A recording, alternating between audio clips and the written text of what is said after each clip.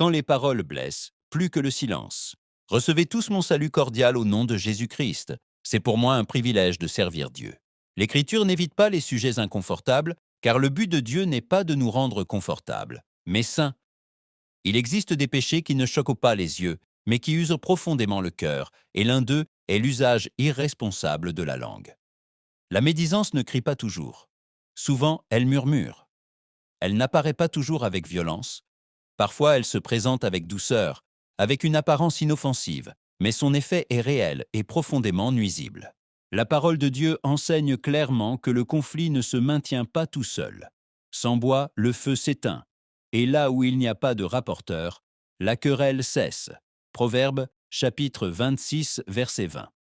Le texte ne parle pas de grandes disputes, mais du combustible silencieux qui maintient le conflit en vie.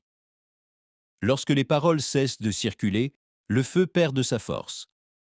Tous les conflits n'ont pas besoin d'une réponse. Beaucoup ont besoin d'un silence obéissant. L'Écriture affirme aussi que le rapporteur sépare les meilleurs amis. Proverbe, chapitre 16, verset 28. Il ne s'agit pas de relations fragiles, mais de liens précieux. La médisance ne détruit pas toujours immédiatement, mais elle sépare progressivement et affaiblit la confiance. Même lorsque l'intention n'est pas malveillante, le résultat devient douloureux. La parole de Dieu avertit que les paroles du rapporteur sont comme des friandises. Elles descendent jusqu'au fond de l'être. Proverbe, chapitre 26, verset 22. Elles sont agréables à l'oreille et pénètrent profondément. La médisance ne reste pas dans la conversation. Elle s'installe à l'intérieur et contamine le jugement. C'est pourquoi Dieu nous appelle à examiner notre cœur avant de parler. Il y a des paroles qui construisent et d'autres qui détruisent. Choisir le silence au bon moment est un acte de sagesse. Lorsque la langue se soumet à l'amour et à la vérité, le cœur est gardé et les relations sont préservées. Le Nouveau Testament aborde ce sujet dans une dimension spirituelle plus profonde.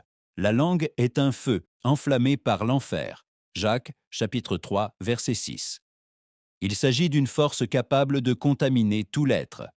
La parole de Dieu avertit. C'est pourquoi l'exhortation est claire. Frères, ne médisez pas les uns des autres. Jacques, chapitre 4, verset 11. Médire, c'est se placer dans une position qui ne nous appartient pas. La correction biblique cherche à préserver le corps du Christ dans l'amour et la vérité. Dieu nous appelle à une vie où les paroles édifient, où le silence est sage et où la langue est soumise à l'amour et à la vérité. Tout ce qui est connu ne doit pas être dit, et tout ce qui est dit ne glorifie pas Dieu. Apprendre à se taire est aussi une forme d'obéissance, l'écho de la voix de Dieu.